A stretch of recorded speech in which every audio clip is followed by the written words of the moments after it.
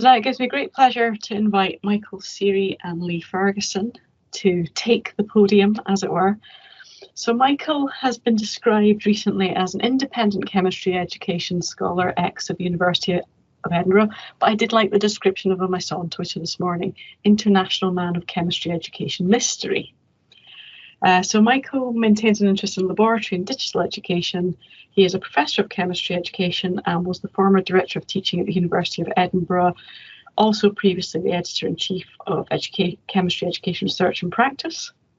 And he will be joined for part of his talk today by Lee Ferguson, who's completing his final year undergraduate studies at the School of Chemistry at the University of Edinburgh and completed a final year project on the topic role models and inspirations of LGBT+ scientists. I will hand over to you. Lovely. Thank you very much, Catherine, and Lee and I are very happy to be here and share our, I think, our combined expertise from both sides of the bench. So let me just start off by saying that we had planned to use Mentimeter, so there's a connection here. If you go to that URL and type in that code, you'll be able to see the first question there. But I've got Mentimeter open, I've got Jamboard open, I've got chat, I've got Twitter, I've got the lot. So you can send me a pigeon and I'll try and get your input, whatever way you want to put it in. And Elizabeth tried to show off earlier by having a quote by René Descartes from 1641. Well, Elizabeth, I've got 1477 for you here. And this is a graphic of a chemistry education researcher working with two of his undergraduate students. And this one is doing some thematic analysis. And this one is really trying to get a survey out there, really trying to activate it. All the while the PI is worrying about what biscuits they're going to have for coffee. And thank you, Lee, for laughing because, I thought it was funny, but I have no idea if anybody else did. So let's keep going. Right, now. So there's hopefully a Mentimeter question, and this is really just to get you connected to Mentimeter. So I'm going to move my screen over. So hopefully you can see this on the screen. Shout out if you can't. And we can see a mix here of people who have, and I'll explain assessed and non-assessed in a moment. It's a little bit important. I'm seeing nobody from the Faraday division has wandered into the wrong meeting, so luckily we're all understanding what an undergraduate is. So we've got a mix. And I think our tone today is very much, we are not here to tell you how to do chemistry education research with undergraduate students. We're really here to share our own experiences, and half the session, hopefully at least, will be a breakout discussions following on from that, that we'll pick up later on. Okay, so I'll just move on the Mentimeter for a moment. So many screens. And all right, so in the breakout sessions, just to kind of get you ready for them, which will be in about 10 or 12 minutes time, we're going to have two scenarios, and in your breakout groups you can choose one or both of these scenarios. And the first scenario, I'll just read them out now just to get your kind of minds thinking about essentially the conversations you would have with an undergraduate student at various stages of the project. And I picked two particularly sticky stages of the project, two stages that can cause a lot of interesting conversations. So the first one is a student who's sold on the benefits of flipped lecturing, and they want to work with a school teacher, and the school teacher's already indicated their availability to make some flipped resources and in-class activities to support teaching of organic reactions. And I think it would also be good to have some context-based learning practical activities to go with this. All right, so you don't have to do anything now apart from let that sink in. I'll post the text later on as well. The second scenario is a student who is interested in finding out how much time students spend on preparing for lab classes and what they are actually doing in this preparation time. There's a whole lot of students in the class, and this scenario is, the first scenario is at the start of the project, we really sort of try to drill down and focus on the research question. This scenario is really trying to think about what data am I going to get, and obviously conscious of the previous presentation that might add interesting dimensions to those conversations. So in your breakout room challenge, when you come to it later on, you'll essentially be discussing some of the issues and sharing back some of the issues that emerge. All right, I wanted to just very briefly explain our context because obviously we have an international audience here. So Lee and every chemist like him in the UK and Ireland go through a 4-year BSc program, 3 years in England.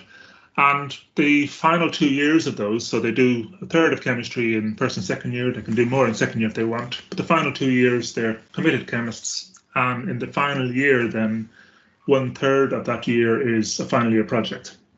And students in many systems, including the one at Edinburgh, can opt to do a chemistry education or what's called a science education project at that stage. Now, the assessment in UK and Ireland, and I assume similar education structures, is a little bit ancient.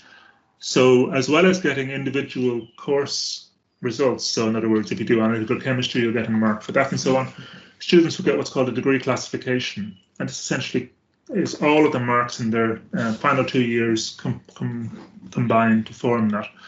So I've done the numbers, and essentially their final year project is worth 22% of this degree classification, which is a huge component when the degree classification boundaries move by every 10%. So if you're a first class honours student, you get more than 70%, and then it's 10% boundaries and below that. So in our system, a mark of 70% or above is exceptionally good.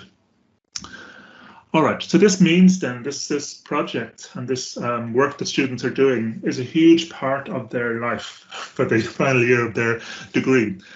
And in terms of the timeline, the way it works for us is students will choose their project in the April before they start the following September. At that stage, the conversation, and Lee may pick up on this, but the conversation is very much about, are you sure you want to do a chemistry education project? No, you're really sure. And even in the briefing note I have, you've got to like reading, and we talk a little bit about how it's a bit of a lonelier journey maybe than being in a bench chemistry project. But Lee will pick up on that. And then they come along very keen, gung-ho in September, and this is really where we start the work from day one on honing down what actually exactly is it that you want to do. All right, because this project is 7 months from start to finish. And because the project is worth 20% of the degree component, it has to have a very large intellectual component.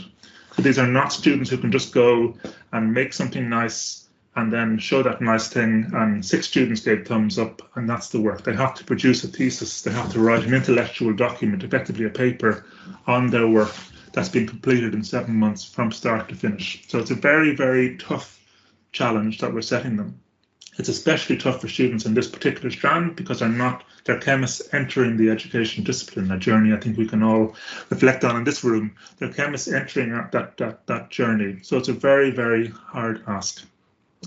And with various stages built in then, so they have to give a literature presentation towards the end of the first semester, and this is really a check I've added in just to make sure that students are building in this intellectual component and they're not just focusing on some sort of nice output. They're really thinking about, well, what's the theory underpinning my work?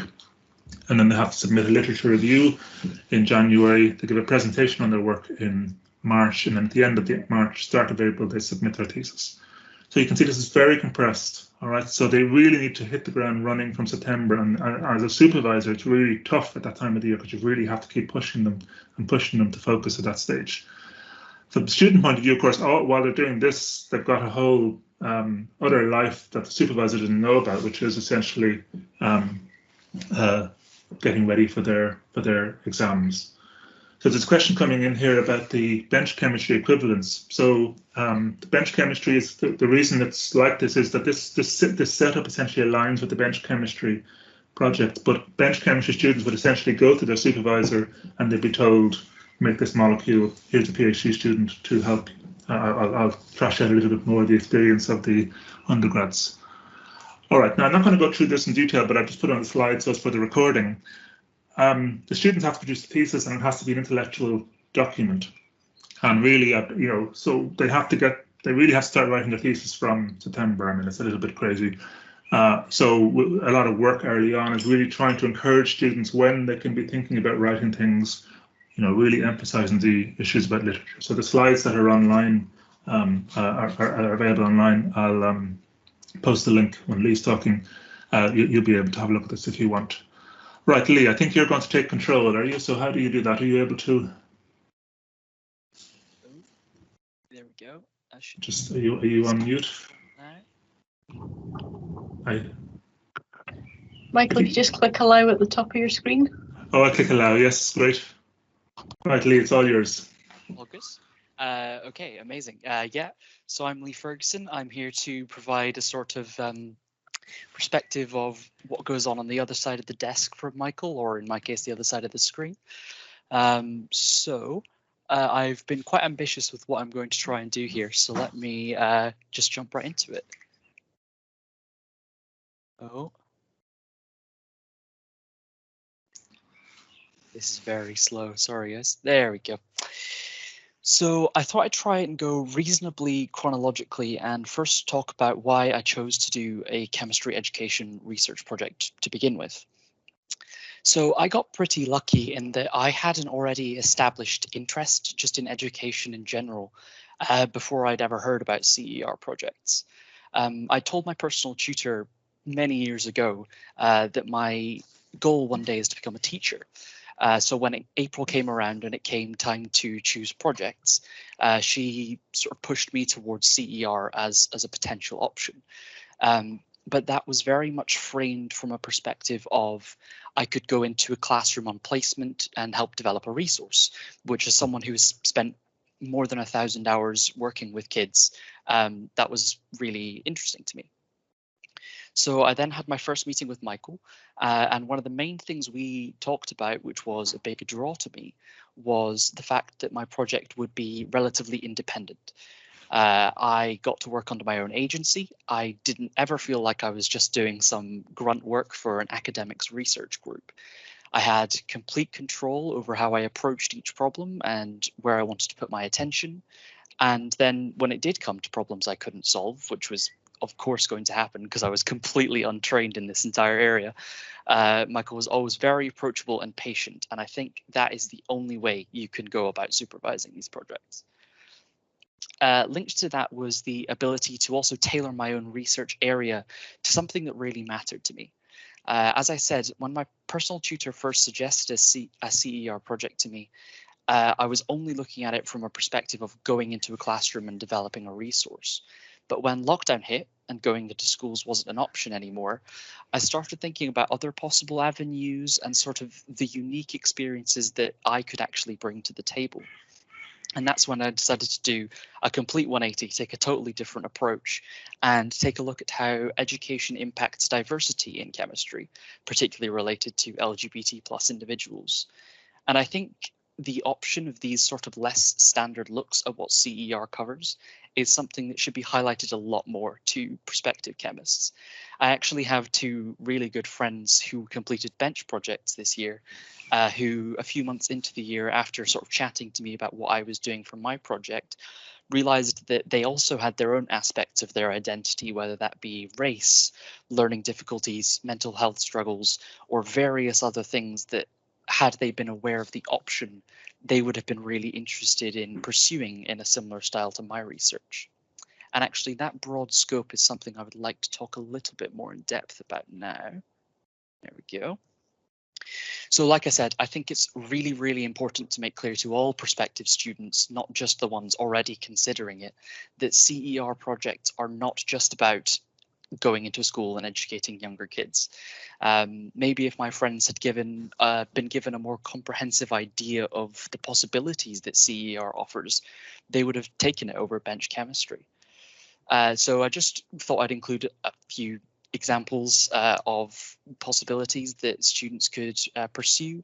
There's diversity projects like mine, whether that's in science education itself or how the treatment of marginalized groups in education affects their feeling of belonging. I'm sure you're all familiar with the leaky pipeline effect.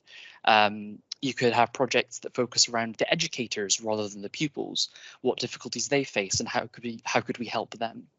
You could go international, compare how UK or US or wherever you're based, how they approach chemistry education, compare it to another locale, and evaluate the positives and negatives of the approaches.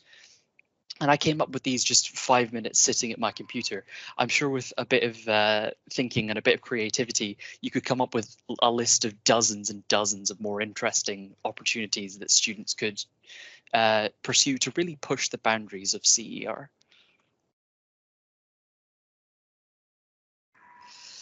So finally, I think it's important not only to cover the positives, but also the potential negatives associated with CER projects. Firstly, I wanted to call back to something that was mentioned earlier that I didn't actually put on the slide, which was the issue of ambition. I actually think I could have easily done an entire PhD on the my initial research goals. So I just wanted to sort of repeat the importance of that, of trying to really focus down on what the student can do in the 7th month period.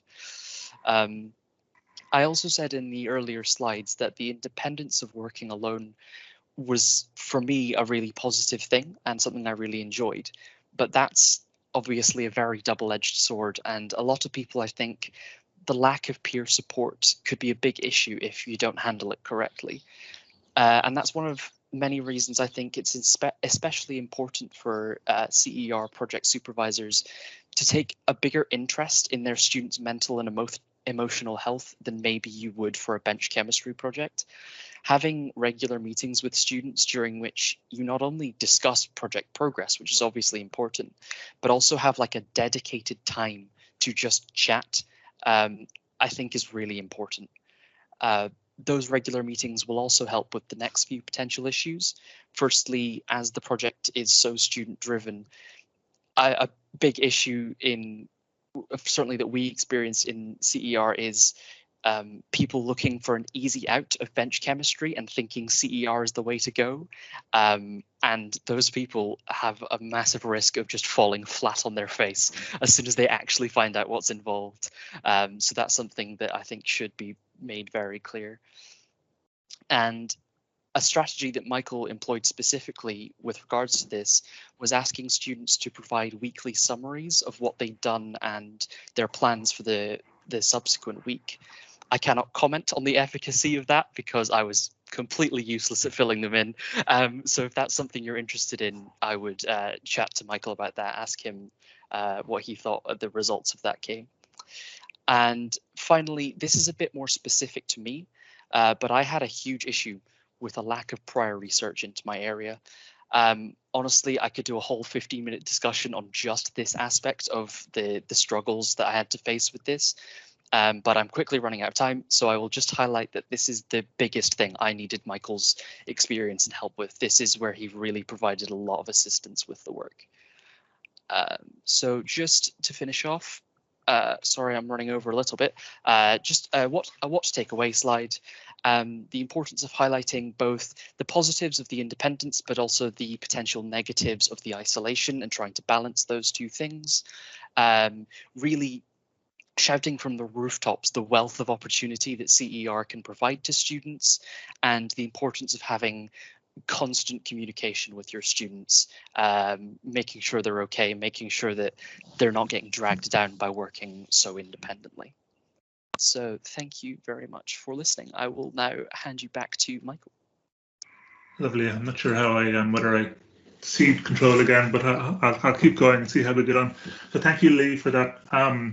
Just to say importantly that Lee had full editorial control over that, so he could have said whatever he liked because the marks are in. He can say whatever he likes.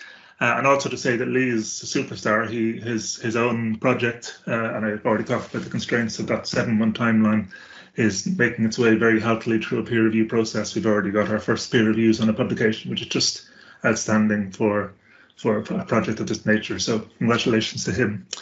Right, so Lee, if you wouldn't mind moving your mouse possibly just away off the screen there. And so I mentioned, so I mean, one of the unusual things, and it just harks back to what Christy was talking about this morning, is so my research as it is in lab education. That's what I like to do. And this course allows for, I take 10 students every year. And I could force those 10 students to do lab education projects, but it's likely that I wouldn't get very many people joining. So this is an unusual course that the students can decide what they want to do. I have a list of potential projects, but essentially the student decides what they want to do. Its only limitation being that they join up with a school teacher for their project. Obviously the school teacher has to be interested, so there's a conversation that happens there. And this is very empowering, I think, as you've heard from Lee's presentation, that it really is tapping into students' own motivations. So an example here, I mean, even these sort of project types where students are doing chemistry. A really nice example that comes out of this is Prince, who was a student with us last year, a MasterCard scholar from Zimbabwe, really brought his own personal experience of growing up in that country, not doing very much practical work, and really wanted to try and think about a project where they could promote the use of cheap, affordable, practical work that could be done in African contexts. So that was a project that we were able to hook in with Christina Marique in Pretoria, who obviously brought a huge amount of expertise and support in supporting that student. So I think this idea of allowing students to choose their own project is very powerful. The challenge, of course, is that I am barely an expert in lab education. I'm definitely not an expert in many of these things. So therefore, the risk is that you overcommit the things that you genuinely can't supervise. So with that in mind, I tend to try and keep things pretty focused, so that each project type has a sort of a key set of literature it goes to, key set of research techniques we use, so that even though it's very different in terms of what students are interested in, they're generally pointed in similar directions. So it just means from your point of view as a supervisor, you can keep things focused.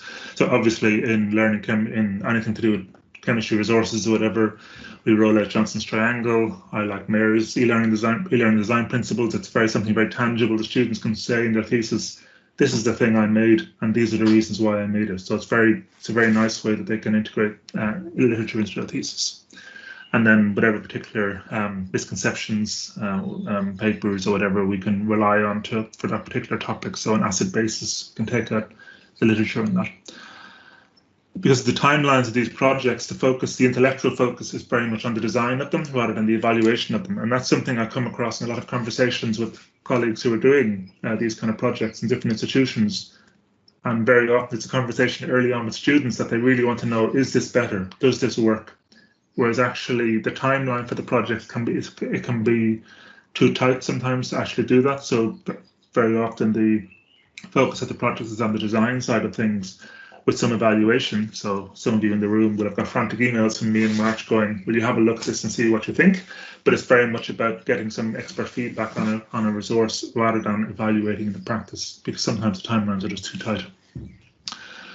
So that's the sort of routine ones. The second type of project are, I suppose, more broadly in scholarship of teaching and learning, similar to the chemistry education ones, but just more broader issues. But here you have to draw on literature associated with general subtle principles. So Entwistle on study skills or York on transitions are big ones for us. Instead of focusing on the design as sort of the research side of things, here we like to talk to people. So a lot of students will do interviews or focus groups, or just trying to get student voice in these individual experiences, because all the work we're doing is very small scale. So there's no point in trying to do quantitative surveys on this. We really want to hear individual voices and their journeys. And some of this work has been transformational for us. So a student last year, Runshin, did this wonderful project on the difficulties of 2+2 students coming into our third year. And a lot of her work immediately alerted the people who were in the labs that they had to do some things, and they made changes. So this can be really impactful in your local practice. The third type, and I think this is really where the student choice comes into its own. Really a very popular subset of students every year, very popular choice is issues around equity and social justice. And 3 this year, just amazing students who just really took as their own these issues that they wanted to explore. And again, this is not necessarily about trying to make something better or trying to, this is really just about finding out about something in an intellectual way and reporting that back. So the methods here really are, again, interview, thematic analysis. Sometimes, Lee used a survey, which I tend to tell students not to use surveys, but he was amazing and made it work. And we love a bit of Bandura in that. And then just as a casual aside, students, and very strong message from students is that they're interested in sustainability. And this is tough going when you're talking to a staff member. It's always like, oh yeah, we'll do that in 2 lectures in year 4. We're getting a very clear message from students that sustainability is important, and it does give me some hope. So this is 3 lovely projects over the last 2 years that had kind of a sustainability theme. All right, so just very briefly then, before we go into breakouts, I think there's a couple of challenges across the board. The first is this challenge of asking somebody 2 weeks into a whole new world, what exactly are you going to study, is really difficult, because they really haven't had time to engage in literature. Okay, so they get some opening gambit talks from me on general CEO approaches, but haven't really had much time to engage. And I'm sort of forcing them, going, no, you must tell me, what is it you want to do? What's your question? What's your question? That's the first question every meeting. And I don't have an answer for that. I'd be interested to hear or come back into the breakout discussions, but really thinking about how much literature do you give and when do you push students to deciding what they want to do. I've found, so those common groupings that I have, I couldn't do it this year, a pandemic, but in previous years, I tend to cluster students doing the design projects, for example, into one subgroup. So we met in person every week, they'd all cluster around and have a chat about MAIR, cluster all the Bandura fans in another subgroup and so on. So, just thematic analysis, whatever students are focused on a particular time, just allowing them share some difficulties was a way of getting over that isolation. That wasn't something I was able to reproduce online. In terms of methods, encouraging students not to do a survey is difficult because they're ultimately scientists and they like a number. Sometimes that works very well. So I had 2 students this year, including Lee, who got great data from surveys, but I tend to push them down the qualitative route because of the numbers we're dealing with. That means then if I have a couple of core techniques I can push students down, it means I can support them better. One thing I found very useful as a PhD supervisor as well as undergraduate students is before students go off and collect something or do something, ask them just to say, well, look, if you were to fill that out 10 times and give in different responses, what kind of things would emerge and how would you analyze that data that emerges? And that can be useful to really almost do the sort of self-pilot of a particular research approach. In terms of my own workload, obviously meeting students, 10 students for half an hour every week plus an hour meeting every week is a lot of hours. So that can get challenging. So I try and promote peer support where possible. Doesn't always work.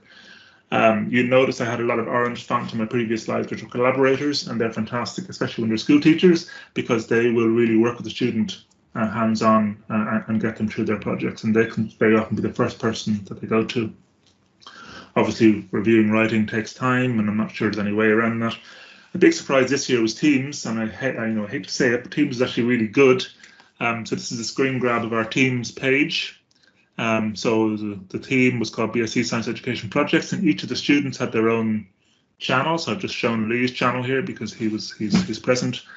And this is really useful as the single place where all interactions with our students would be. So Lee mentioned the weekly reports, which of course he submitted every week. I can't believe he didn't submit any. Or if there's queries, or if there's whatever calls, everything is logged in that place. All the chat is there. There's no emails, I think, generally. And then there's sort of general channel where I can post messages and so on. This worked really well, and even post-pandemic, this would certainly be a way I would manage this kind of project. Right, so I think we're going to go into breakout rooms. I'm going to just move the slide on to the next slide. Let me just go to my thingamajigs. No, I've lost my Mentimeter. Where's that? Yeah. Comments from, yes, okay, gone on better. So Catherine, I think, is going to put you in places. Before she does, I'm just going to post these 2 scenarios in the chat. So if you want to copy and paste them, and I'll post them on the Jamboard as well. So they're on Jamboard slide.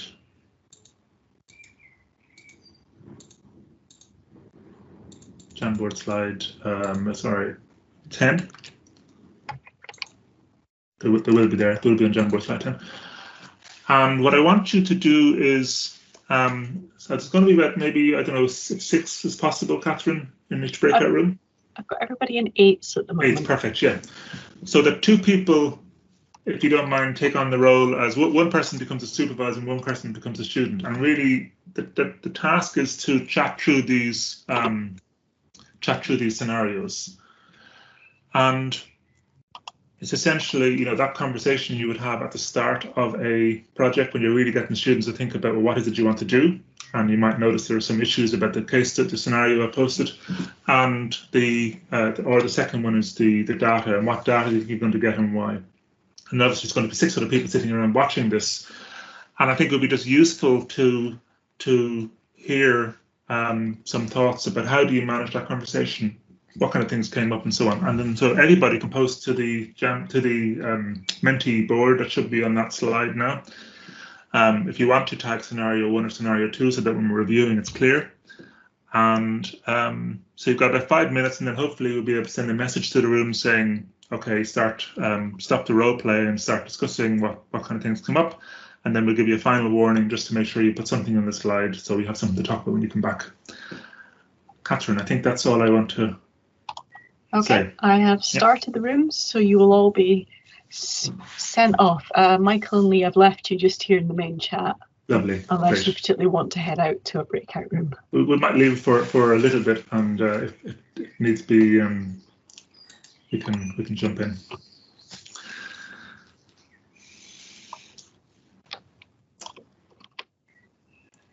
How are we doing for time? There's never enough time. We're okay. Okay, the rooms are starting to open, so. Yeah. All right, see people disappearing. Once they're all open, I'll send out the announcement of the first bit of text. Great, yeah. Okay, shoot. Just one more to go. That's much quicker than it was last time. I'm happy.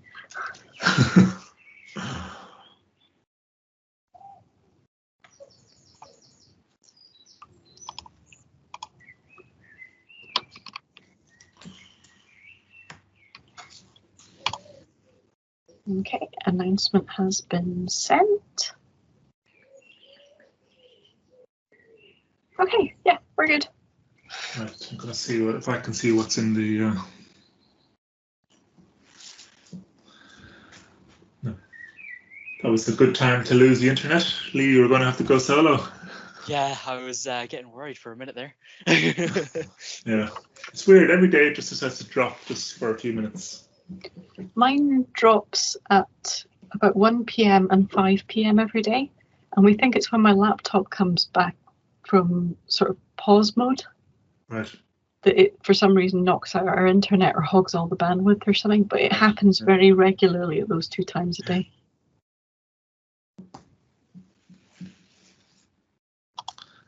Right, let me see what I'm going to say next.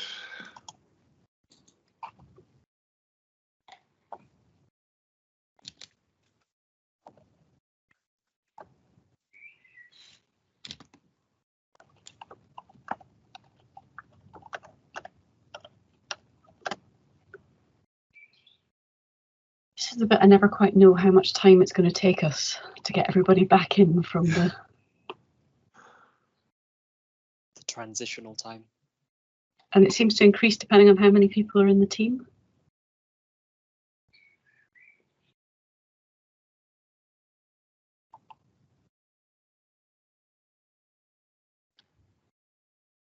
Some really good. Are you able to extract Mentimeter comments? Some, can I assume I can print them afterwards, can I? Yeah, you'll be able to download it in some format because you'll get an email sent after your presentation. Yeah. And I think you can download it as an Excel or something. Okay. Oh, what did you just do there? I just clicked on a. You can do that. That's amazing. Stick with me, Axton. You'll learn lots. Right, are we all back in? I think you're probably just going to have to.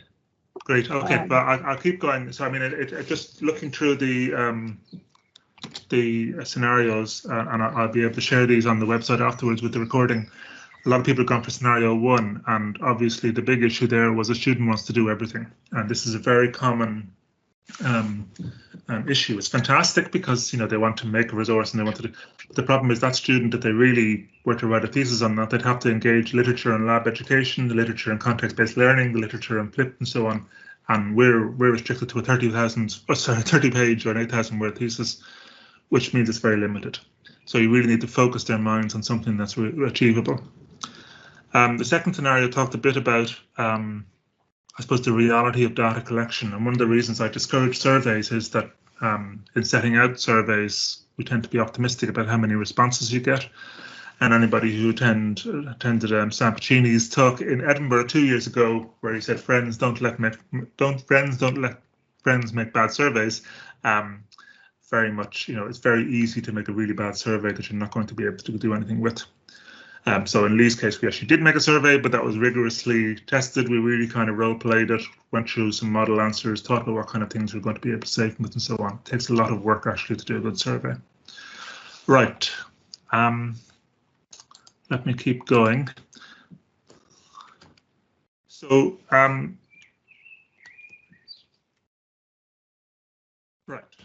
Some resources. Now, again, this is far too much in this slide, but just what the message I'm trying to get across is that even if you do allow for a diverse range of stuff to happen outside your own immediate research area, it's possible to build up a catalogue of things you can share. I've already mentioned the editorial I share with students, really trying to push them on focusing. Obviously, the views I share about CEO are influenced by my own interests. So everybody obviously needs to know a bit about constructivism, and the Tabor document that's linked in the document you'll get is a nice chapter in that. I've found over the years students really connect with the sort of the idea of students as people, rather than just, blobs in a room learning things. So we love Stacey's work on human constructivism, and then obviously I love anything to do with cognitive load or preparing learners and so on. So they get a whole lot of stuff on that. The bit about getting students to think about difficulties, a nice education in chemistry is a really nice resource because it puts it in a language and a context, not only a language that students can understand, but also the audience that they want to address. It really helps them engage with that when they write. And we love a bit of Braun and Clark, and I think that they have a new book coming out actually later this year. But on the RSC CERG website, there's a lovely set of videos and resources by Ronan Bree, who's done that. Okay, so I've run out of time, so I'll share that and you can have a look through that. But what I am trying to do, this has been happening for a few years, but it is finally finishing, this is where the editorial came from, is I really think these students have a huge challenge. And what I want to try and do is essentially prepare this workbook, and I've been sort of assembling this over years as I make more and more notes for them. So hopefully this will be available from September. It'll be free. It's just essentially a kind of a guide that somebody can take and pick up and sort of run with 7 months project, and that'll hopefully be helpful for students and supervisors. Thank you very much. Thanks to all students and collaborators. Obviously, this is not feasible to do on your own, and the people I've highlighted and more are a huge part of this. I think Christy mentioned earlier the issue about friends and connecting and networking. Reach out. If you are the lone person in your own department, reach out. Send somebody an email. Not me, obviously, because I won't reply. No, please do. Send people an email. Reach out. Just make connections. You'd be surprised. I think there has to be ultimately mutual interest for it to be meaningful, but you'd be surprised the kind of connections you can build. And obviously, we should all just thank Catherine very much for making sure MICER actually happened this year. This is sort of, she's showing me up because it's just everything's so calm and collected and well organized. But thank you, Catherine, for all your work, and we'll happily take any questions. Otherwise, I'll pass back to you, Catherine. Okay, thank you.